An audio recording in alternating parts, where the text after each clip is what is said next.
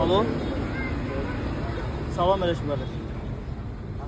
Quliyev Şamildir danışan.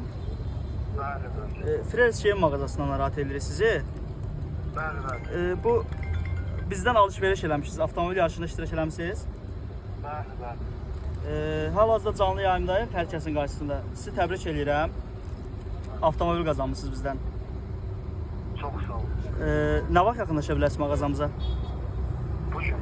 İndi yaxınlaşa bilərsiniz? Bəli. Nə qədər vaxt ərzində? 1 saat. Hə. Quliyev Şamildə, düzdür? Bəli, bəli. Hal-hazırda canlı yayımdayıq. Bizdən 103 manat 50 qəpik alış-veriş eləmişsiniz. Bəli, bəli. 20 yanvar filialımızdan, düzdür? Bəli. Saat 10 oktyabr 1919. Aydınlar çək saxla, canlı yayıma göstərmə. Aydın qardaş, təbrik edirəm sizi. İnşallah yaxınlaşa bilərsiniz mağazamıza. Ən qısa müddətdə. Gözləyirik sizi onda. Oldu. İnanmır, inanmır. Mən də olsam inanmar.